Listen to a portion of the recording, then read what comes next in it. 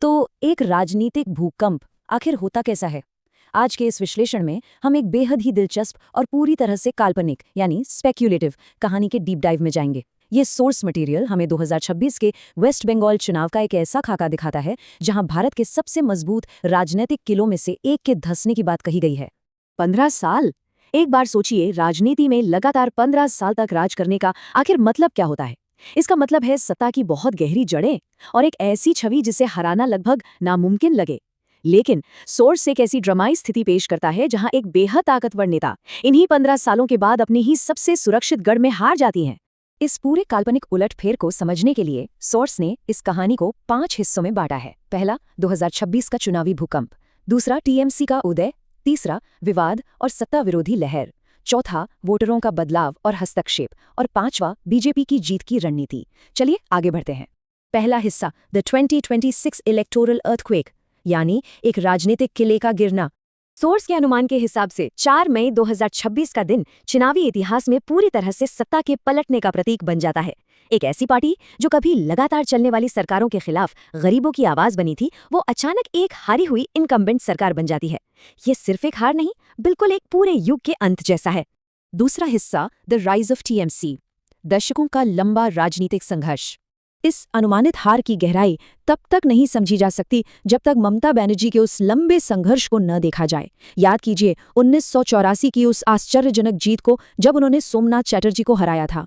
फिर 1990 में हजरा क्रॉसिंग पर हुआ वो हमला, 1998 में टीएमसी का बनना, 2006 के सिंगूर और नंदीग्राम आंदोलन और आखिरकार 2011 में मुख्यमंत्री बनना। काफी लंबा और कठिन सफर था ये। लेकिन वक्त के साथ चीजें बदलीं। एक दौर था माँ माटी मनुष्य का, कन्याश्री और लक्ष्मी भंडार जैसी गरीब कल्याण योजनाओं का, जिसने जमीनी स्तर पर लोगों का दिल जीता। परंतु 2021 के बाद का मंजर बिल्कुल अलग दास्तान सुनाता है। सोर्स हाईलाइट करता है कि कैसे extortion rackets, SC job scam और संदेश खाली की घटनाओं ने सुशासन के दावों की हवा निकाल दी। एक कल्याणकारी सरकार की छवि भ्रष्टाचार के आरोपों में धुंधली होने लगी। तीसरा हिस्सा, कंट्रोवर्सीज एंड एंटी इनकम्बेंसी, जनता के भरोसे का टूटना। दरअसल सोर्स इन नाकामियों पर बहुत जोर देता है। कोविड-19 डेटा छिपाने के आरोप और उसके बाद एसएससी घोटाला, जहां सुप्रीम कोर्ट ने 25,000 से ज्यादा नौकरियां रद्द कर दी। इसने पार्टी के सबसे बड़े आधार युवाओं को सख्त नाराज कर दिया। और उसके ऊपर से संदेश खाली में जमीन छीनने के आरोप और आरजी कर मेडिकल कॉलेज की उन दर्दनाक घटनाओं ने महिला वोटरों के विश्वास को पूरी तरह तोड़ दिया। चौथा हिस्सा, वोटर शिफ्ट्स एंड इंटरवेंशंस, संस्थागत कदमों ने मतदाताओं के आधार को नया आकार दिया। और यहां आता है एक बहुत बड़ा गेम चेंजर, 90 लाख। जी हां, वोटर लिस्ट से 90 लाख नामों का कटना। ये कोई छोटा मोटा आंकड़ा नहीं है। इसने रूलिंग पार्टी के पूरे चुनावी गणित को जड़ से हिलाकर रख दिया। आखिर ये हुआ कैसे? सोर्स समझाता है कि इलेक्शन कमीशन ने आर्टिकल 324 का इस्तेमाल करके एक special door to door checking शुरू की, जिससे राज्य के कुल वोटरों में 12% की गिरावट आई। बात यहीं खत्म नहीं हुई। चुनावी प्रक्रिया को ठीक रखने के लिए सुप्रीम कोर्ट ने दखल दिया और निगरानी के लिए 150 जिला जजों को तैनात कर दिया। सच में एकदम बेनजीर कदम था ये। और इसी दौरान विपक्ष के लिए रास्ता और साफ हो गया। एजेपी नाम की एक नई पार्टी ने मुर्शिदाबाद और मालदा जैसे प्रमुख जिलों में उस एकजुट मुस्लिम वोट बैंक में सेंध लगा दी जो पहले कंसोलिडेटेड था। सोर्स का मानना है कि इस बंटवारे ने पूरे चुनावी गणित को उलटकर रख दिया और नई पार्टी के आने से विपक्ष की राहें बिल्कुल आसान हो गई। पांचवा हिस्सा, बीजेपी's विनिंग इलेक्शन स्ट्रैटेजी, एक काल्पनिक जीत की पूरी रणनीति। सत्ता विरोधी लहर का फायदा उठाने के लिए सबसे महत्वपूर्ण हथियार था पन्ना प्रमुख मॉडल। सोचिए, हर 15 से 20 घरों के लिए एक डेडिकेटेड वर्कर। इस ग्राउंड लेवल के नेटवर्क ने न सिर्फ वोट्स मांगे, बल्कि जमीनी स्तर पर लोगों के डर को दूर करके उन्हें सुरक्षा का भरोसा दिलाया। असली फर्क इसी ने पैदा किया। ग्राउंड स्ट्रैटेजी के साथ साथ उनका भरोसा शपथ मैनिफेस्टो भी बिल्कुल ऑन पॉइंट था। नाराजगी को सीधे एड्रेस किया गया, जैसे महिलाओं की सुरक्षा के लिए दुर्गा स्क्वाड, स्टेट एम्प्लॉयज के लिए 7th पे कमीशन और मूल विचारधारा के तहत सीएए तथा यूसीसी को लागू करने का दृढ़ संकल्प।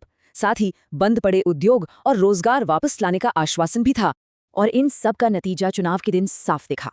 2.4 लाख सीआरपीएफ जवानों की असाधारण तैनाती की वजह से एक बिल्कुल भयमुक्त माहौल बना। लोग बिना डरे बाहर निकले और वोटर टर्नआउट 92.47% तक चला गया। ये आंकड़ा अपने आप में जनता के दृढ़ निश्चय और भारी बदलाव की मांग का एक बहुत बड़ा सबूत था। और जब अनुमानित नतीजे आए तो वो सच में चौंकाने वाले थे।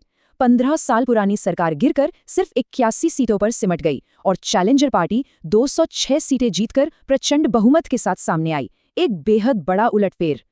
लेकिन इस स्पेक्यूलेटिव कहानी का सबसे बड़ा क्लाइमैक्स और विडंबना अभी बाकी है। खुद मुख्यमंत्री की अपनी ही सुरक्षित भवनीपुर सीट पर हार, वो भी किसी और से नहीं बल्कि अपने ही पुराने साथी शुवेंदु अधिकारी से 15,105 वोटों के मार्जिन से। ये सच में भारतीय राजनीति के सबसे अनपेक्षित उलटफेरों में से एक की तस्वीर पेश करता है। तो आखिर में एक बहुत बड़ा सवाल उठता है, अगर सत्ता का ये काल्पनिक उलटफेर और चुनावी भूकंप कभी सच में हकीकत बन गया तो ये भारतीय लोकतंत्र के भविष्य और उसके ऐतिहासिक रास्ते को किस दिशा में ले जाएगा? एक पूरे किले का इस तरह धस जाना सिर्फ एक राज्य की नहीं, देश की राजनीति को बदल सकता है। इस बारे में विचार करना तो जरूर बनता है।